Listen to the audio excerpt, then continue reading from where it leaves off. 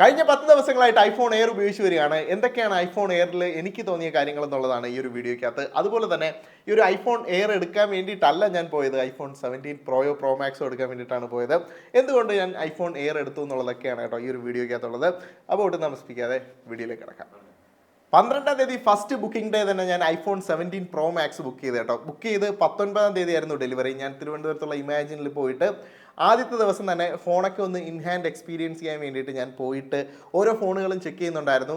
ഞാൻ obviously book ചെയ്ത 17 pro max ആണ്. അപ്പോൾ അതെങ്ങനെ ഉണ്ടാവുമെന്ന് നോക്കാൻ വേണ്ടിയിട്ടാണ് പോയത്. ഇതിൻ്റെ ഇടയ്ക്ക് തന്നെ എനിക്ക് 17 പ്രോ മാക്സിലെ പുതിയ കളേഴ്സും അലൂമിനിയവും കൂടെ ചേർന്നിട്ട് ഒരു സ്ക്രാച്ച് ഇഷ്യൂ ഉണ്ടാവാനുള്ള ചാൻസ് ഉണ്ടാകുമെന്ന് എനിക്ക് നേരത്തെ തോന്നിയുണ്ട്. ഞാനൊരു വീഡിയോ അതിനെ പറ്റിയിട്ട് ഇട്ടിട്ടുണ്ടായിരുന്നു. അത് കറക്റ്റായിട്ട് അർത്ഥവത്തായി കേട്ടോ. അന്ന് പോയി നോക്കിയ സമയത്ത് കോസ്മിക് ഓറഞ്ചിലും അതുപോലെ തന്നെ പുതിയ ബ്ലൂവിലും ഒരുപാടധികം സ്ക്രാച്ചസ് ആ മാക്സ് സേഫിൻ്റെ ചുറ്റിനുമായിട്ട് കണ്ടു. അത് ഇത്തിരി നിരാശ ഉണ്ടാക്കിയ കാര്യമായിരുന്നു കേട്ടോ. ഞാൻ സത്യം പറഞ്ഞു കഴിഞ്ഞാൽ അത് ഒരു ഔട്ട് ഓഫ് ദ ഗസ് ഒരു സംഭവം ഉണ്ടാക്കിയതാണ്. കാര്യം അലൂമിനിയവും ഇതിൻ്റെ പുറത്ത് ചെയ്യുന്ന ആനഡൈസേഷനും അങ്ങോട്ട് മാച്ച് ആകുമോ എന്നുള്ള കാര്യത്തിൽ എനിക്കൊരു സംശയം ഉണ്ടായിരുന്നു. അതുകൊണ്ടായിരുന്നു സിൽവർ നല്ലൊരു ഓപ്ഷനാണെന്ന് പറഞ്ഞത്. ഞാൻ ബുക്ക് ചെയ്തതും സിൽവർ തന്നെയായിരുന്നു. അപ്പോൾ ഞാനിത് ഓരോന്നായിട്ട് ചെക്ക് ചെയ്യുന്നുണ്ടായിരുന്നു. എന്തായാലും ഇപ്രാവശ്യം നോർമലായിട്ടുള്ളൊരു 17 എടുക്കേണ്ടതെന്ന് എൻ്റെ മനസ്സിലുണ്ടായിരുന്നു. പക്ഷേ കില്ലർ പ്രൈസിന് കില്ലർ ഫോൺ എന്ന് പറയുന്നത് 17 ആണ് ഇപ്രാവശ്യത്തെ ലൈനപ്പിൽ തന്നെ. പക്ഷേ എടുക്കാത്തതിൻ്റെ റീസൺ എന്ന് വെച്ച് കഴിഞ്ഞാൽ ഞാൻ ഐഫോൺ 10 മുതൽ 15 വരെ ഒരേ സെയിം ഫോം ഫാക്ടറിൽ ഞാൻ ഒരു വർഷവും ഇതുവരെ പ്രോയോ പ്രോ മാക്സോ ഒന്നും എടുത്തിട്ടില്ല കേട്ടോ.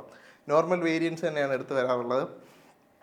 അപ്പം ഞാൻ അങ്ങനെയാണ് വിചാരിച്ചത്. ഇപ്രാവശ്യം എന്തായാലും പ്രോയോ പ്രോ മാക്സോ ഒന്ന് ട്രൈ ചെയ്യാമെന്ന് വിചാരിച്ചാണ് അങ്ങനെ സത്യം പറഞ്ഞാൽ ബുക്ക് ചെയ്തത്. എനിക്ക് കുറച്ചുകൂടെ ചെറിയ ഫോണും സ്ലിമ്മറായിട്ടുള്ള ഫോണുകളൊക്കെയാണ് ഇഷ്ടം.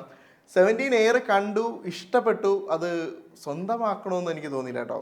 കാര്യം അതിൽ ഒരുപാടധികം കൺസേൺ ഉണ്ടായിരുന്നു. ബാറ്ററിയുടെ പ്രശ്നം, പിന്നെ ഡ്യൂറബിലിറ്റി ഇഷ്യൂ ഉണ്ടാവുമോ, സ്പീക്കർ ഒരെണ്ണേ ഉള്ളൂ, അങ്ങനെ കുറേ സംഭവങ്ങളുണ്ടായിരുന്നു. പക്ഷേ ഞാൻ അവിടെ പോയിട്ട് ആപ്പിൾ സ്റ്റോറിൽ പോയിട്ട് ഈ ഒരു സംഭവം കയ്യിലെടുത്ത സമയത്ത് എനിക്ക് കിട്ടിയ ആ ഒരു ഇൻ ഹാൻഡ് ഫീൽ എന്ന് പറയുന്നത് വളരെ ഡിഫറെൻ്റ് ആയിരുന്നു കേട്ടോ. ആഫ്റ്റർ ഓൾ നമ്മുടെ ഫോൺ എന്ന് പറയുന്നത് എനിക്കറിയാം കുറേ കാര്യങ്ങൾ നോക്കണം. ഇപ്പോൾ നമ്മൾ മിക്ക ഫോണുകൾ എടുക്കുന്ന കാര്യങ്ങൾ പറയുമ്പോഴത്തേക്ക് സ്പെക്കും അതുപോലെ തന്നെ എൻ്റെ കാര്യങ്ങളും എല്ലാം പലതും പറയുമെങ്കിലും ചില കാര്യങ്ങളിൽ നമ്മളങ്ങ് ഭയങ്കരമായിട്ട് ഇഷ്ടപ്പെട്ടു പോകും കേട്ടോ. മറ്റുള്ള കാര്യങ്ങൾ മറന്നിട്ട് ഒരു സ്പെസിഫിക് ആയിട്ടുള്ള ഒരു ഫാക്ടർ മാത്രം എടുത്ത് നമ്മൾ ഫോൺ വാങ്ങിച്ചാൽ എങ്ങനെ ഉണ്ടായിരിക്കും, അതായിരുന്നു എൻ്റെ ഒരു അപ്പോഴത്തെ ഒരു ചിന്താഗതി. അപ്പോൾ എന്തായാലും ആ ഒരു കണക്കിൽ ഞാൻ ഈ ഒരു ഫോൺ എടുത്തു കേട്ടോ. അപ്പോൾ ഞാൻ ഈ വർഷത്തെ എൻ്റെ പ്രോ മോഡൽ ഇതായിക്കോട്ടെ എന്ന് വിചാരിച്ചു. അല്ലെങ്കിൽ ഞാൻ കഴിഞ്ഞ വർഷം ഐഫോൺ 15 നിന്നാണ് വരുന്നത്. എനിക്ക് കഴിഞ്ഞ വർഷത്തേനേക്കാളും എന്തായാലും ബാറ്ററി കൂടുതൽ ഇതിൽ കിട്ടുമെന്ന് അറിയാം. ബാക്കിയുള്ള കാര്യങ്ങൾ അപ്പോഴും കൺസേൺ ആയിരുന്നു. സ്പീക്കറില്ല, ഡ്യൂറബിലിറ്റിയുടെ കാര്യത്തിൽ എങ്ങനെയായിരിക്കും എന്നുള്ളൊരു ഐഡിയ ഒന്നും ഇല്ലായിരുന്നു. അപ്പോൾ ജെറി റിക്സിൻ്റെ ഈ ഒരു വീഡിയോ ഒന്നും ഇറങ്ങിയിട്ടില്ല. എന്തായാലും ഇത് തന്നെ വാങ്ങിക്കാമെന്ന് പറഞ്ഞിട്ട് ഞാൻ ഐഫോൺ എയർ ലൈറ്റ് ഗോൾഡ് എന്ന് പറയുന്ന ഈ മോഡൽ വാങ്ങിച്ചേട്ടോ. ഞാൻ ഐഫോൺ 10 എടുക്കുന്ന സമയത്ത് ആളുകൾക്ക് എന്ത് തരത്തിലുള്ള പ്രതികരണമാണോ കിട്ടിയത് അത്തരത്തിലുള്ളൊരു പ്രതികരണമാണ് ഈ ഒരു ഫോൺ കയ്യിൽ വെച്ചിരിക്കുമ്പോൾ കേട്ടോ. ആദ്യം ഇതൊരു ഐഫോൺ ആണെന്ന് മനസ്സിലാവില്ലെങ്കിലും കുറേ ആളുകളൊക്കെ വീഡിയോസ് കണ്ടിട്ട് ഇപ്പോൾ എയറാണ് ഇത് ആപ്പിളിൻ്റെ പ്രോഡക്റ്റ് ആണെന്നുള്ളൊരു ഐഡിയ ഉണ്ട്. മിക്ക ആളുകളും ഈ ഫോൺ കയ്യിലിരിക്കുന്ന സമയത്ത് ചോദിക്കാറുണ്ട്, കയ്യിൽ വെച്ച് നോക്കാറുണ്ട്. കയ്യിൽ വെച്ച് നോക്കുന്ന സമയത്ത് അവരുടെയൊക്കെ ഒരു മുഖത്ത് വരുന്ന എക്സ്പ്രഷൻ എന്ന് പറയുന്നത് ഭയങ്കര ഡിഫറെൻ്റ് ആണ്. കാണാനും നല്ല രസമാണ് കേട്ടോ. അവർ എപ്പോഴും ഒരു ആ മോഡിലേക്ക് പോകാറുണ്ട്. അപ്പോൾ ഇതൊക്കെ ആണെങ്കിലും എനിക്ക് സ്റ്റിൽ കൺസേൺ ഉണ്ട്. എന്തൊക്കെ കാര്യങ്ങളിൽ ഞാൻ സാക്രിഫൈസ് ചെയ്തു. ഞാൻ നോർമൽ 17 എടുക്കുന്നതിനേക്കാളും ഒരുപാടധികം കാശ് കൂടുതൽ കൊടുത്താണ് ഈ ഒരു ഫോൺ എടുത്തത്. അപ്പോൾ എന്തൊക്കെയായിരിക്കും എനിക്കിനി വരാൻ പോകുന്ന പ്രശ്നങ്ങളെന്നുള്ളത് എനിക്ക് കഴിഞ്ഞ 10 ദിവസങ്ങൾ കൊണ്ട് മനസ്സിലായി കേട്ടോ. ആദ്യം തന്നെ നമുക്ക് ബാറ്ററിയിലേക്ക് പോകാം. കഴിഞ്ഞ 10 ദിവസത്തെ ബാറ്ററിയുടെ ഉപയോഗത്തിൽ എനിക്ക് മനസ്സിലായ ഒരു കാര്യം എന്ന് വെച്ച് കഴിഞ്ഞാൽ ഈ ഒരു ബാറ്ററി കമ്പയർ ചെയ്യാൻ പറ്റുന്നതെന്ന് വെച്ച് കഴിഞ്ഞാൽ ഐഫോൺ 16 പ്രോയുമായിട്ട് നിങ്ങൾക്ക് കമ്പയർ ചെയ്യാൻ പറ്റുന്നൊരു ബാറ്ററിയാണ് ഇതിനകത്ത് കൊടുത്തിരിക്കുന്നത്. ഇത്രത്തോളം സ്ലിം ഫാക്ടർ ആണെങ്കിലും ആ ഒരു ഫോണിൻ്റെ ബാറ്ററി കിട്ടുന്നതെന്ന് പറഞ്ഞാൽ അത്യാവശ്യം നല്ലതായിട്ട് തോന്നി കേട്ടോ. എനിക്കിതെല്ലാം നല്ലതായിട്ട് തോന്നാനുള്ള മറ്റൊരു റീസൺ എന്ന് വെച്ച് കഴിഞ്ഞാൽ ഒന്നാമത്തെ കാര്യം ഞാൻ ഐഫോൺ 15 നിന്നാണ് വരുന്നത്. രണ്ടാമത്തെ കാര്യം എന്ന് വെച്ച് കഴിഞ്ഞാൽ ഈ ഒരു ഫോൺ ഇത്രത്തോളം സ്ലിം ആയിട്ടും ഇത്രയും പെർഫോമൻസ് നൽകുന്നുണ്ടല്ലോ എന്നുള്ളൊരു ഫാക്ടറൂടെ എൻ്റെ മനസ്സിൽ എവിടെയോ കിടപ്പുണ്ട്. അപ്പോൾ ഇതൊക്കെ വെച്ച് നോക്കുമ്പോൾ എനിക്ക് ഏകദേശം ഒരു 8 to 9 മണിക്കൂർ സ്ക്രീൻ ടൈം ഈ ഒരു ഇതിനകത്ത് ബാറ്ററി കിട്ടുന്നുണ്ട്. ഇതിനകത്ത് ഞാൻ മെയിനായിട്ട് ഞാൻ അത്ര പവർ യൂസറൊന്നുമല്ല. ഞാൻ ഗെയിമൊന്നും ഫോണിൽ അങ്ങനെ അധികം കളിക്കാറില്ല. അപ്പോൾ എനിക്ക് ഏതാണ്ട് എൻ്റെ യൂസേജ് പാറ്റേൺ എന്ന് പറയുന്നത് ഇൻസ്റ്റാഗ്രാം, ജിമെയിൽ, വാട്സപ്പ്, അതുപോലെ തന്നെ യൂട്യൂബ് അങ്ങനത്തെ സംഭവങ്ങളാണ്. പിന്നെ ക്യാമറയും യൂസ് ചെയ്യാറുണ്ട്. അപ്പോൾ ഈ ഒരു പാറ്റേണിൽ യൂസ് ചെയ്യുന്നവർക്കാണെങ്കിൽ ഈ ഒരു ബാറ്ററി ലൈഫ് കിട്ടും കേട്ടോ. നിങ്ങൾക്കും ഈ ഒരു പാറ്റേൺ ആണ് യൂസേജ് എങ്കിൽ ഒരു 8 to 9 ഹവേഴ്സ് തുടരെ നിങ്ങൾക്ക് ഈ ഒരു ഫോണിൽ സ്ക്രീൻ ടൈം കിട്ടും. ഒരു നോർമൽ ഡേ നമുക്ക് വേണമെങ്കിൽ കൊണ്ടുപോകാൻ വേണ്ടിയിട്ട് പറ്റും. ലൈക്ക് നിങ്ങൾ ഒരുപാടധികം പവർ യൂസർ അല്ല എങ്കിൽ നിങ്ങൾക്കൊരു നോർമൽ ഡേ ഈസി ആയിട്ട് ഈ ഒരു ഫോണിൽ കൊണ്ടുപോകാൻ വേണ്ടിയിട്ട് പറ്റും. പിന്നെ അഡാപ്റ്റീവ് ചാർജിങ്ങും അതുപോലെ തന്നെ കൺസംഷനും ഒക്കെ ഈ ഒരു ഫോണിൻ്റെ അൽഗോരിതം ഉണ്ട്. അതായത് നമ്മളുടെ യൂസേജ് പാറ്റേൺ ഒക്കെ വെച്ചിട്ട് എങ്ങനത്തെ ബാറ്ററി ഡ്രെയിനിങ് ആണ് ചെയ്യേണ്ടത് അല്ലെങ്കിൽ എങ്ങനെയാണ് ചാർജ് ചെയ്യേണ്ടത് എന്നുള്ളൊരു പാറ്റേൺ ഒക്കെ ഫോണിൽ തന്നെ ഐഫോണിനകത്ത് iOS-നകത്തുള്ളൊരു സംഭവമാണ്. അപ്പോൾ വരും ദിവസങ്ങളിൽ ആ ഒരു പാറ്റേൺ ക്ലിയർ ആവുന്നതിനനുസരിച്ച് കുറച്ചുകൂടെ ബാറ്ററി ബെറ്റർ ആവുമെന്നാണ് എൻ്റെ വിശ്വാസം. രണ്ടാമതായിട്ട് ക്യാമറ. ഒറ്റ ക്യാമറയിൽ നമുക്ക് ഉപയോഗിക്കാൻ പറ്റും എന്നുള്ളത്. ഒറ്റ ക്യാമറയിൽ എടുക്കുന്ന ക്വാളിറ്റി എന്ന് പറഞ്ഞു കഴിഞ്ഞാൽ, അതായത് 1x നമ്മൾ എടുക്കുകയാണെങ്കിൽ നോർമൽ 17-ൻ്റെ ഏത് മോഡൽസിലിട്ട് ഇതിൻ്റെ 1x ഉപയോഗിക്കുകയാണെങ്കിൽ നിങ്ങൾക്ക് സെയിം ക്വാളിറ്റി തന്നെ ആയിരിക്കും കിട്ടുന്നത്. അതിൽ ഒരു വ്യത്യാസമില്ല. ഇതിൽ അഡീഷണൽ ആയിട്ട് അതൊരു ഫ്യൂഷൻ ക്യാമറ ആയതുകൊണ്ട് തന്നെ ഒരു 2x കൂടെ നിങ്ങൾക്ക് കിട്ടുന്നുണ്ട്. ഈവൻ ടെലിഫോട്ടോ ഇതിനകത്ത് ഇല്ലെങ്കിൽ പോലും നിങ്ങൾക്ക് ഒരു 2x സൂം കൂടെ ഇതിനകത്ത് ചെയ്യാൻ പറ്റും. ഇതെന്ന് വെച്ച് കഴിഞ്ഞാൽ കുറച്ചുകൂടെ ഒരു പ്രോസസ്ഡ് ആയിട്ടുള്ള ഇമേജാണ്. പക്ഷേ ആക്ച്വലി ഗുഡ് ക്വാളിറ്റി ആയിട്ടുള്ളൊരു ഇമേജ് നിങ്ങൾക്ക് 2x-നും ഇതിനകത്ത് എടുക്കാൻ വേണ്ടി പറ്റും. അൾട്രാ വൈഡ് ഇതിനകത്ത് വരുന്നില്ല. എന്നിരുന്നാലും നിങ്ങൾക്ക് ഫ്യൂഷൻ ക്യാമറയുടെ സെറ്റിങ്സിലേക്ക് പോയി കഴിഞ്ഞാൽ നിങ്ങൾക്ക് 28mm ആയിരിക്കും ഡിഫോൾട്ടായിട്ട് കിടക്കുന്നത്. അത് വേണമെങ്കിൽ 26mm ആക്കാൻ വേണ്ടിയിട്ട് പറ്റും. ഇനി ടെലിഫോട്ടോയിലേക്ക് വന്നു കഴിഞ്ഞാൽ ടെലിഫോട്ടോ ഒരു 3x 5x വരെ നമുക്ക് യൂസബിൾ ആയിട്ടുള്ള ഒരു സാധനമുണ്ട്. അതിനുശേഷം ഭയങ്കര ശോകമായിട്ടുള്ള ടെലിഫോട്ടോയാണ് ഇതിനകത്ത് എടുക്കുന്നത് കേട്ടോ. ഇനി വൈഡ് ആംഗിൾ നിങ്ങൾക്ക് വേണമെങ്കിൽ എടുക്കാൻ വേണ്ടിയിട്ടും പറ്റും. ലൈക്ക് പനോരമ ഇട്ട് വേണമെങ്കിൽ നിങ്ങൾക്ക് അത്യാവശ്യം വൈഡ് ആംഗിളായിട്ട് വേണമെങ്കിൽ എടുക്കാൻ സാധിക്കും. സോ ഇല്ലാത്തത് മോശം തന്നെയാണ്. പക്ഷേ യൂസബിൾ ആണെന്ന് ചോദിച്ചു കഴിഞ്ഞാൽ വളരെയധികം യൂസബിൾ ആണ്. ഇതിനകത്ത് എടുത്തിട്ടുള്ള വീഡിയോസൊക്കെ വളരെ അടിപൊളിയാണ് കേട്ടോ. നോർമലി ഐഫോണിൽ എടുക്കുന്ന ക്വാളിറ്റി എന്താണോ അത്തരത്തിലുള്ള വീഡിയോ ക്വാളിറ്റി ഔട്ട്പുട്ട് ഇതിനുണ്ട്. അടുത്തത് ഡ്യൂറബിലിറ്റിയിലേക്ക് വന്നു കഴിഞ്ഞാൽ ഇനി ഞാൻ സെപ്പറേറ്റ് ആയിട്ട് ഇതിനൊരു സ്പെസിഫിക് ഡ്യൂറബിലിറ്റി ടെസ്റ്റ് നടത്തേണ്ട ആവശ്യമില്ല. ഒരുപാടധികം ആളുകൾ ഐഫോൺ എയറിനെ എടുത്ത് അടിച്ചു പൊട്ടിക്കുകയും ബെൻ ടെസ്റ്റും ഒക്കെ ചെയ്യുന്നുണ്ട്. ജെറി റിക്സിൻ്റെ വീഡിയോ നിങ്ങൾ കണ്ടിട്ടുണ്ടെങ്കിൽ അതിനകത്ത് നിങ്ങൾക്ക് ക്ലാരിഫൈ ചെയ്യുന്ന ഒരു പോയിന്റ് എന്ന് പറയുന്നത് ഐഫോൺ സീരീസുകളിൽ തന്നെ ഏറ്റവും ഡ്യൂറബിൾ ആയിട്ടുള്ളൊരു ഡിവൈസ് ഇതായിട്ട് മാറിയിട്ടുണ്ട്.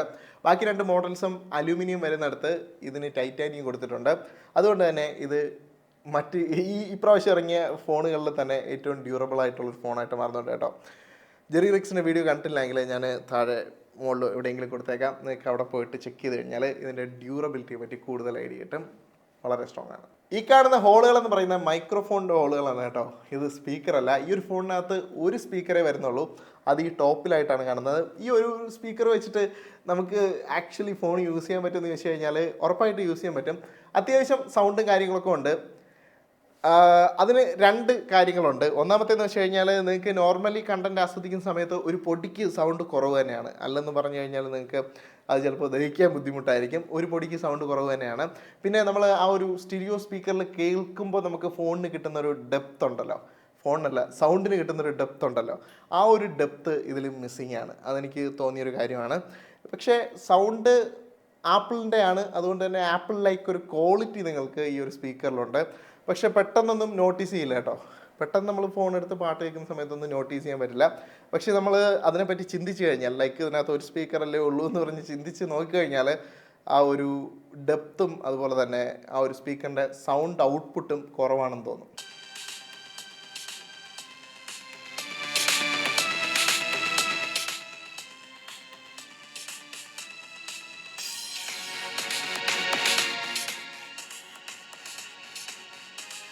പിന്നെ ഒരു കാര്യം ഞാൻ ശ്രദ്ധിച്ച് എനിക്ക് ഇഷ്ടപ്പെടാത്തൊരു കാര്യം എന്ന് വെച്ച് കഴിഞ്ഞാൽ, നോർമലി നമുക്ക് ഐഫോണിനകത്ത് കോൾ വിളിക്കുന്ന സമയത്ത് വീഡിയോസോ കാര്യങ്ങളോ എടുത്താൽ നമുക്ക് ഈസി ആയിട്ട് കേൾക്കാൻ വേണ്ടിയിട്ട് പറ്റും. ഇതിനകത്ത് കോൾ വിളിക്കുന്ന സമയത്ത് മറ്റ് സൗണ്ടുകൾ വരുന്ന സമയത്ത് ഒറ്റ സ്പീക്കറേ ഉള്ളതുകൊണ്ട് ഈ ഒരു ആൾ സംസാരിക്കുന്ന സമയത്ത് മറ്റേ വീഡിയോയുടെ സൗണ്ട് ഡ്രോപ്പ് ആവും, ആളിൻ്റെ സൗണ്ട് കേൾക്കും. എഗെയിൻ പിന്നെ ആൾ സൗണ്ട് മാറുമ്പോഴത്തേക്കും ഈ ഒരു വീഡിയോയുടെ സൗണ്ട് പിന്നെയും കയറി വരും. അപ്പോൾ ഇങ്ങനെ ഒരു ബമ്പി ആയിട്ടുള്ളൊരു സൗണ്ടായിരിക്കും നമുക്ക് ഇത് രണ്ടും കൂടെ ഒരുമിച്ച് ചെയ്യുന്ന സമയത്ത്. ഇനി എനിക്ക് ഐഫോൺ എയറിനകത്ത് ഇഷ്ടപ്പെട്ട കുറച്ച് കാര്യങ്ങളോട് പറയാം. ഒന്നാമത്തേന്ന് വെച്ച് കഴിഞ്ഞാൽ ഇതിൻ്റെ ബിൽഡ് തന്നെയാണ് കേട്ടോ. വളരെ സ്ലിം ആയിട്ടുള്ള ഫോം ഫാക്ടറിൽ നിർമ്മിച്ചിട്ടുള്ള ഒരു ഫോണാണ്. ഇതിൻ്റെ സൈഡിലായിട്ട് കൊടുത്തിട്ടുള്ള ഈ ഒരു ടൈറ്റാനിയം ഫ്രെയിം എന്ന് പറയുന്ന കാണാൻ വേണ്ടിയിട്ട് നല്ല രസമുണ്ട്. ഇതൊരു ഗ്ലോസി ഫിനിഷ് ആയതുകൊണ്ട് കുറച്ചുകൂടി ഒരു പ്രീമിയം ഫിനിഷ് തോന്നുന്നുണ്ടെന്നുള്ളതാണ്.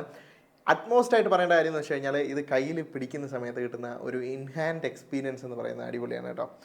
ഫോൺ കയ്യിൽ പിടിക്കുന്ന സമയത്ത് വളരെ പ്രീമിയം ആയിട്ട് തന്നെ ആയിരിക്കും ഫീൽ ചെയ്യുന്നത്. ഇന്നേ വരെ നിങ്ങൾ ഉപയോഗിച്ചിട്ടുള്ള ഫോണുകളെക്കാളും ഒരു ഡിഫറെൻറ്റ് എക്സ്പീരിയൻസ് ഉറപ്പായിട്ടും ഐഫോൺ എയറിന് നൽകാൻ വേണ്ടിയിട്ട് പറ്റും.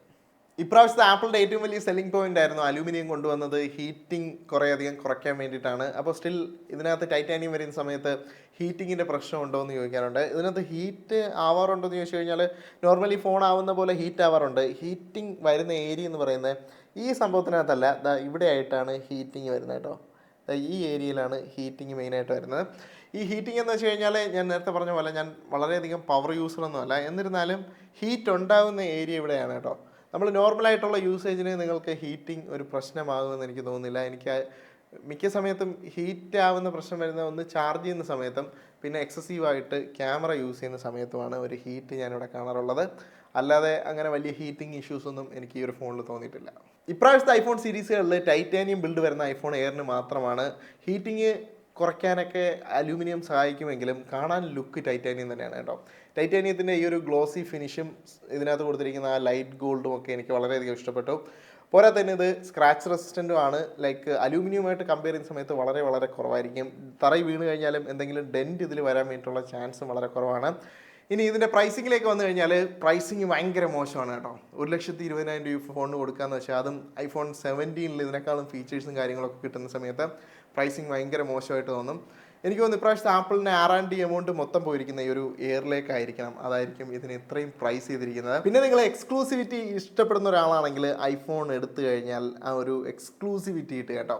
കമ്പയർഡ് ടു അതർ ഐഫോൺ മറ്റു മോഡലുകളാണ് എല്ലാ ആളുകളും ചൂസ് ചെയ്യുന്നത്. ലൈക്ക് 17 ആണെങ്കിലും പ്രോ മാക്സ് ആണെങ്കിലും അതിലാണ് ബെറ്റർ. കാര്യം ഈ പൈസയ്ക്കുള്ള ഫീച്ചേഴ്സൊന്നും ഇല്ല എന്നുള്ളൊരു സംഭവം ഈ ഒരു ഫോണിന് ഓൾറെഡി ആ ഒരു പേരായി കഴിഞ്ഞു. സംഭവം ഏറെക്കുറെ ഉള്ളതുമാണ് കേട്ടോ. അതുകൊണ്ട് തന്നെ കൂടുതൽ ആളുകളും വാങ്ങിക്കുന്നത് 17ഉം 17 പ്രോ മാക്സും ഒക്കെ ആയിരിക്കും. വളരെ ചുരുക്കം ആളുകളുടെ മാത്രമേ ഐഫോൺ എയർ കാണാൻ വേണ്ടി ചാൻസ് ഉള്ളൂ. അതുകൊണ്ട് നിങ്ങൾക്ക് ആ ഒരു എക്സ്ക്ലൂസിവിറ്റി ഒരുപാടധികം ആളുകളുടെ ഉള്ളൊരു ഫോൺ എനിക്ക് വേണ്ട എന്നുള്ളൊരു തോന്നലൊക്കെ ഉണ്ടെങ്കിൽ you can also opt for iPhone air കേട്ടോ. ഞാനന്ന് പോയ സമയത്ത് ഇമാജിനിൽ എനിക്ക് തോന്നുന്നു ഒരൊറ്റ ആളാണ് ഐഫോൺ എയർ എടുത്തത്, രണ്ടാമത്തെ ആൾ ഞാനായിരുന്നു കേട്ടോ. അപ്പോൾ എക്സ്ക്ലൂസിവിറ്റി നോക്കുകയാണെങ്കിലും അതൊരു സംഭവമാണെന്ന് നിങ്ങൾക്ക് തോന്നുന്നുണ്ടെങ്കിൽ മാത്രം എയർ എടുക്കുന്നത് നല്ലതായിരിക്കും. മൊത്തത്തിൽ നോക്കിക്കഴിഞ്ഞാൽ ഐഫോൺ എയർ എന്ന് പറയുന്ന ഒരു ഡിഫറെൻറ്റ് ഫീലിംഗ് ആണ് കേട്ടോ. ഇൻ ഹാൻഡ് എക്സ്പീരിയൻസ് ആണെങ്കിലും കയ്യിൽ ഉപയോഗിക്കാനാണെങ്കിലും ഒരു ഡിഫറെൻ്റ് ആയിട്ടുള്ള എക്സ്പീരിയൻസ് ആപ്പിളിൽ നിന്ന് നിങ്ങൾക്ക് വേണമെന്ന് തോന്നിക്കഴിഞ്ഞാൽ അത് ഈ ഒരു ഡിവൈസാണ്. ചിലപ്പോൾ ആപ്പിളിൻ്റെ ഫ്യൂച്ചറും ഇത് തന്നെ ആയിരിക്കാം. ഇനി ഫോൾഡബിളിൻ്റെ പാതിയായിരിക്കാം ഇത്, അല്ലെങ്കിൽ ഇനി ഇറങ്ങാൻ പോകുന്ന പ്രോ മാക്സ് മോഡൽസിൻ്റെയൊക്കെ ഒരു പുതിയ രൂപമായിരിക്കാം ഇത്. എന്തായാലും ഇനി വരാൻ പോകുന്ന എയർ ഒരു സെപ്പറേറ്റ് ആണ്, 17ഉമായിട്ട് ബന്ധമില്ലാന്ന് തോന്നുന്നു. അടുത്ത വർഷം ഇറങ്ങുന്ന എയറിന് ചിലപ്പോൾ ഒരു എക്സ്ട്രാ ക്യാമറ കൂടെ ഉണ്ടായിരിക്കാം. എന്താണ് ഇനി ആപ്പിളിൻ്റെ ഫ്യൂച്ചർ എന്നുള്ളത് ചിലപ്പം ഈ ഒരു ഫോണായിരിക്കാം തീരുമാനിക്കുന്നത്. എന്തൊക്കെയായാലും കണ്ടു തന്നെ അറിയണം. എല്ലാവർക്കും ഈ ഒരു വീഡിയോ ഇഷ്ടപ്പെട്ടു എന്ന് വിചാരിക്കുന്നു. ഇഷ്ടപ്പെട്ടെങ്കിൽ തീർച്ചയായിട്ടും എന്താണ് ഐഫോൺ എയറിനെ പറ്റിയിട്ടുള്ള നിങ്ങളുടെ കമൻറ്റ് എന്നുള്ളത് താഴെ കമൻറ്റ് ചെയ്യണമെന്നാണ്. ഈ ഒരു വീഡിയോ അഗെയിൻ ഇഷ്ടപ്പെട്ടിട്ടുണ്ടെങ്കിൽ തീർച്ചയായിട്ടും ലൈക്ക് ചെയ്യുക, സബ്സ്ക്രൈബ് ചെയ്യുക. അടുത്തൊരു വീഡിയോ കാണാം.